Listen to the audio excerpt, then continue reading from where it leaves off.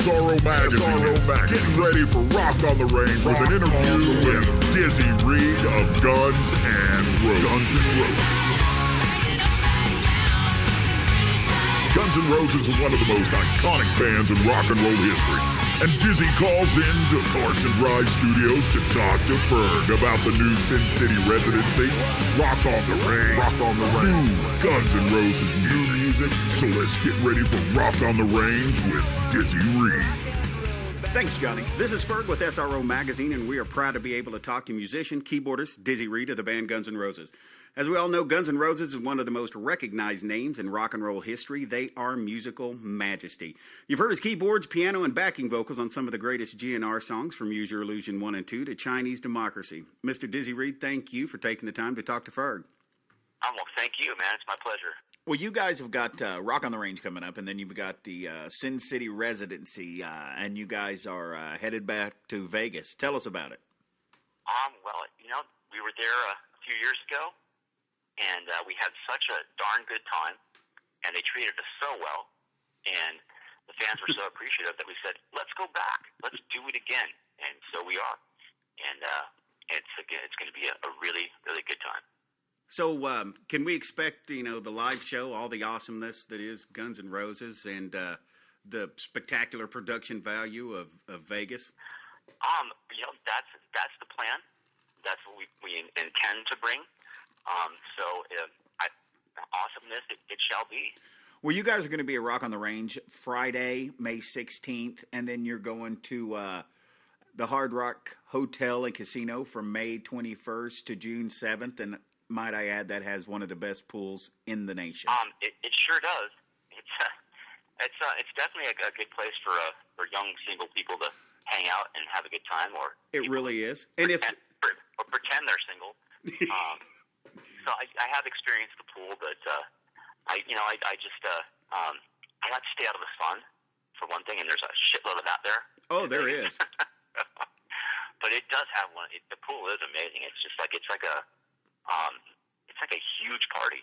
It really is. Mm-hmm. It's one of those things that if you're going to Vegas, you might as well just go by and just take a look, even if it's through the window, because it is a sight to behold. Yes, it's a phenomenon. Into itself, yes, it is. Touring's a blast. I mean, you guys tour, and you've toured throughout the years, but is it kind of going to be cool to be able to play all the same gigs at the same city for a little while? That was one of the things that, depending on who you talk to, that's one of the things I liked about it. It was just, it was you sort of eliminated the travel aspect, which can be tiring sometimes. I mean, sometimes that can be like the hardest part of touring, is getting up to catch a plane or jumping on the bus right after the show to drive 800 miles. So, and it's obviously easier for the crew.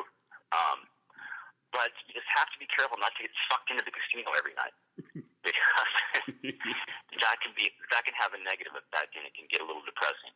Although it is fun, and we do like to hit the tables and mix it up with the people. And that was another great thing about doing that. There is, we were a little more accessible, and we'd hang out with some of the fans and whatnot, and in the casino. But I will be bringing my truck this time, so that if I need to, I can go see some of the other great stuff that Las Vegas has to offer. Cool. Well, you guys are going to be playing Rock on the Range, and of course in the Vegas show. Is there any chance we're going to hear some of the new Guns N' Roses music, little teasers and such? That's always a possibility with GNR. You never know. Yeah, it's definitely a possibility. Oh man, that'd be great. Hey, we caught your performance on the Golden God Award. It was really good to see you guys out there jamming and getting at it. Yeah, that was, that turned out really great. It was a great night for Axl, great night for everybody. So many great bands. They did a great job with the show, and I'm always a little nervous about doing live TV, but that went off without a hitch. And it was really cool to see Jim and Don and Eddie. They were hosting. Mm-hmm. It was a great night. It really was. We had a great time. And I haven't seen it yet, but I heard it sounds great. It's great for Axl to get the Lifetime Achievement Award. And yes, we're all very proud and very happy. And they have a good thing going down there, so it was great to be a part of it. How was it to have Duff back for a few shows? I mean, such a treat. It was a blast. You know, it was just good to see him and to be able to hang out with him. You know, and just to tell a few stories to some of the guys that weren't around back then. But it was a treat for all of us and for the fans. And it was really cool that he was able to that he was available and willing to come help us out, because Tommy had some commitments with the replacements that he had to fulfill. And so we it turned out really cool. I read some interviews, and you guys are all songwriters, and you all have your own studios, and then when you get together, you put it all together. Are you going to be able to do that, spending that time in Vegas, put some of the new music together? As far as songs and recording? Yeah, recording and songwriting. I think most of us, myself especially, I'm always writing. I'm always working. As a matter of fact, before I got on the phone, I was actually sitting at my studio doing a little editing. So that's something that always try to do, and just the fact that these days you can have such a high quality way of recording music in your apartment or in your hotel room is amazing. Because I come from a time when the only way you could record your music on any level that was listenable was to save up your money going to a recording studio. That's exactly. But now you can do it. You can do it yourself in your car, in the subway station, in the bathroom, wherever. It's amazing. I mean, it really is. That's what we're doing right now. I mean, we're recording it in the studio through Pro Tools, all of that, just in the home studio. And I am. That's incredible, man. Yes, and I'm very well of that time frame where if you wanted something recorded, you had to save up, pay somebody to do it, or it didn't get recorded. And you had a limited amount of time, and if it didn't sound right, too bad. That's what you got. So yeah, I think there's good and bad about all of that. Obviously, I think for a lot of us, that's how you became good. That's how you became good at what you do, your craft. And that and playing in front of people, obviously, which is what I tell everybody now that. I didn't have to go through that just, that are able to write and just come into it with a Pro Tools system or with Logic or GarageBand or whatever it is. Right. You still have to go play in front of people at the end of the day. So, but yeah, it's amazing. What's next? Maybe straight from our brain waves and onto into MP3 format. Who knows? Well, that would make life a lot easier, wouldn't it? It'd also make for some crappy music for some people, but it would make for some insane music, probably, especially for me. Like, what the hell is that? I don't know. That's what was going through my head last night. When you write, do you have a certain genre, or do you write country or pop or rock, or do you have something that you focus on? I've always tried to stay as well-rounded as possible and as open-minded as possible. Opportunity can come knocking in many different forms, and expression can, ideas, creativity can be expressed in many different forms, and there's no point in limiting yourself, and it's always good to grow and not to take any, and quote-unquote genre, not to take it seriously would be, you'd be cheating yourself, and so I try to listen to as much as possible, but, at the end of the day, I'm a rock and roll guy. Right. I love the old, that sort of mid-'70s sort of style of music is kind of where I come from. But I understand making it sound modern or doing different versions of songs.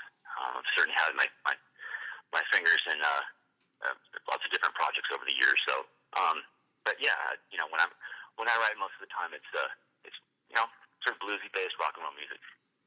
When Guns N' Roses starts putting stuff together, and you've been around since 1990, so you've seen it all. When you guys put songs together, is it a lyrics, melody or melody lyrics album kind of thing, or is it Frankenstein-y, pick and choose this part, let's put them together and then make it work, or is it a little combination of both? Definitely a combination of both. I don't know if I would use the Frankenstein thing, but that's, that I understand what you're saying with that.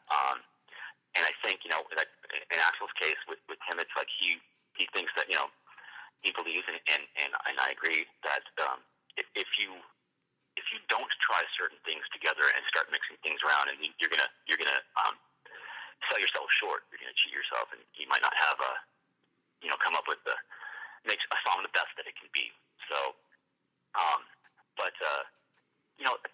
songs can be born from so many different things. It can be a riff in your head. It can be a lyric. It can be a melody. It can be a beat. It can be anything. Or a piano part that you have that you wanted to turn into a song. But yeah, I think a lot of times, if you think that a chorus from one song might work with a verse for another, you should try it. And again, these days, that's pretty easy to do. Just take that file and stick it with the other one and let it roll, see how it sounds.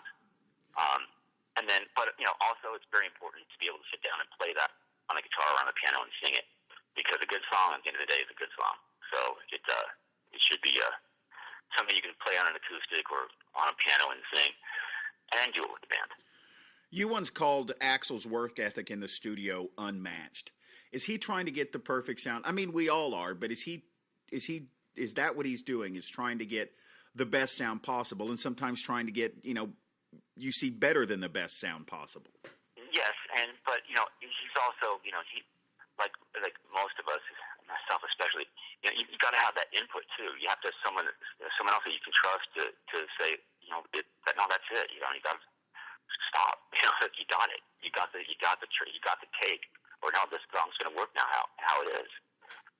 You have to have that. One of the issues I have, like working, if I'm working by myself, is I never know when it's good enough. Right. I'm always trying to make it better. And then, it'll be 3 a.m. My wife will come out and go, it sounds fine. What are you doing? But just, I think, his work ethic is unmatched. And it's made me better over the years by far. Leaps and bounds. And yeah. All right. Well, I've only got a couple more. I want to try to fit them into the time frame, but I do appreciate you taking the time to talk to me, man. Okay, one memory from you. You joined Guns N' Roses in 1990, but you knew him beforehand. You were a member of the band The Wild out in L.A. Yeah. So when they brought you in, tell me about that first stage, that first time you're playing in front of all those thousands of people. I was a little nervous. I was a little numb.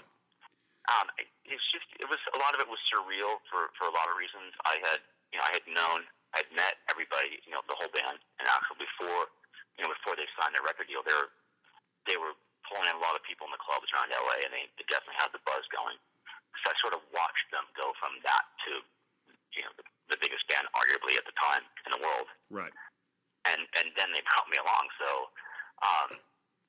a lot of people would say it's an overnight success thing, but it wasn't. Obviously, it never is. But I did have a little bit of time to prepare for that because we'd been talking about it for so long.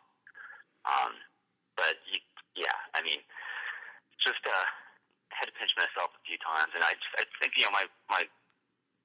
one of my greatest memories, most exciting memories I could think of was we hadn't been on tour yet, but I had recorded some tracks on the song Civil War, and it came out long before Use Your Illusions for a benefit record, I think.